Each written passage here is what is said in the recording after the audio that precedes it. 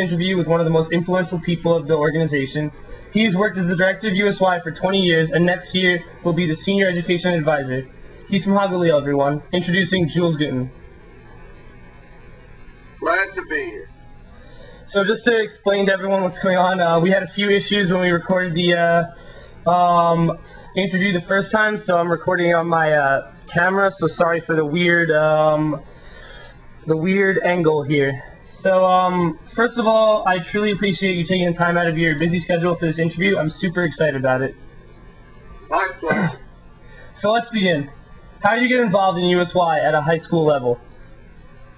My involvement was due to my older sister, who kind of forced me to come to my first USY meeting at Temple Emmanuel in Patterson, New Jersey. But it was also because I had seen her involvement in USY and met some of her friends, some of whom are still my friends today, and had an opportunity to have a little taste of USY at various times when there were USY activities at the synagogue, or when we dropped her off, when my parents and I dropped her off at various USY programs and activities. So because of that, I had a little taste of it and had some motivation to become a member as well. So did you run for a board position during your time in USY? Yeah, I ran for several on a chapter level, a regional level, international level. On the chapter, I was a vice president. I was a religious vice president and chapter president. In Hagalil, I was executive vice president. The titles of the offices and their responsibilities were different then than they are now. The executive vice president in the region then was primarily oversaw the committees. Then I ran for international treasurer, not international treasurer, international treasurer, which is an office that doesn't exist anymore because all the international office titles were changed. But I guess you could compare some of the responsibilities to what the SATO VP does today. I lost that particular position in a close election in 1966. My wife, Yehudis, was my Negev president. She was the international vice president. And my kids were also very active. My son Eitan was the international president, was Hagalil president. My daughter Ariella was Hagalil president, international convention chair. And my daughter Batya was international SATO VP. And our daughter Rachel never ran for international office, but was on IGB as well. So what advice would you give to USYers who lost their elections? Well, losing an election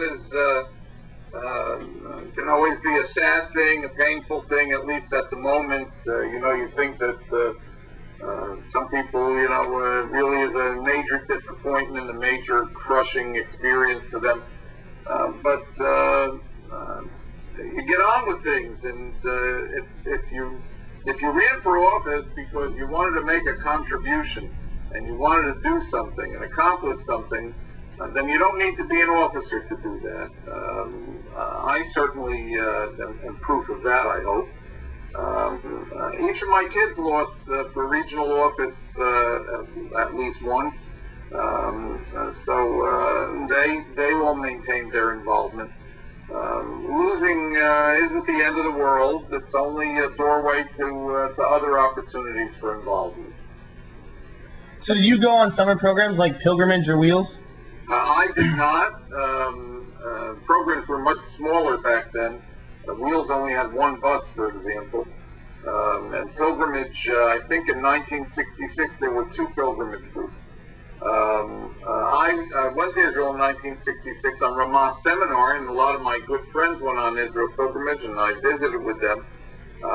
My wife went on Israel pilgrimage in 1970, and my kids all went on USY summer programs. They all went on Nativ as well. So how was that first time in Israel influential to your life?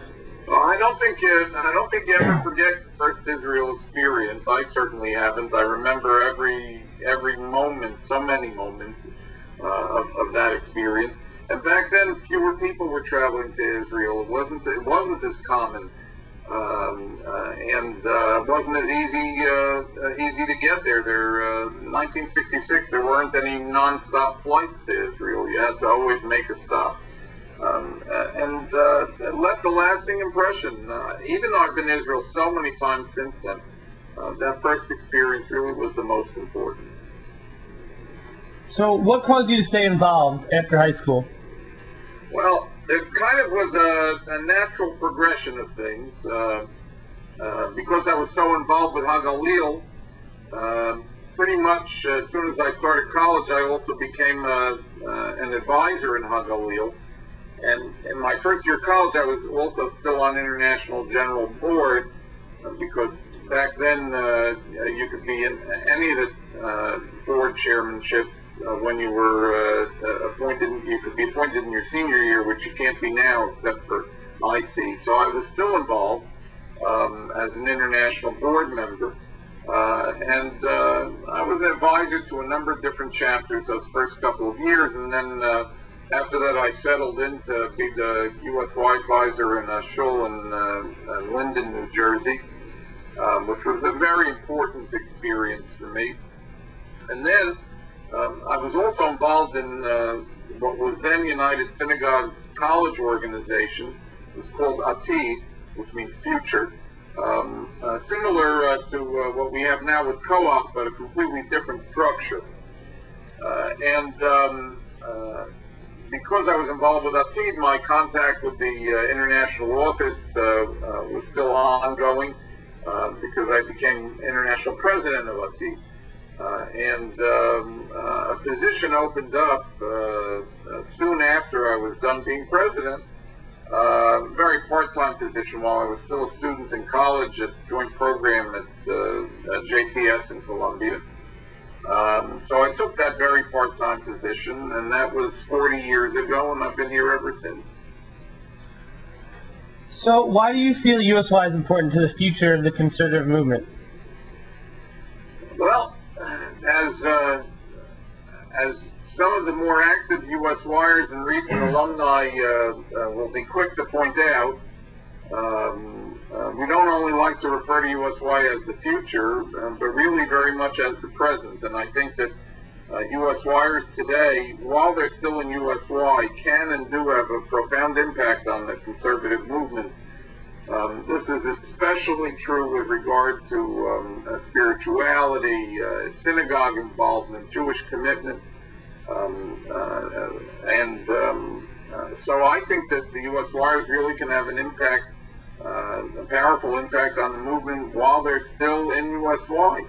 And then in the years afterwards, USY really provides a training ground and breeding ground for people to continue their involvement way beyond the USY years. And as I travel all over North America, I'm constantly coming into contact with USY alumni who are members of our congregations, rabbis, chazanim, education directors, youth directors, synagogue presidents, involved in every way.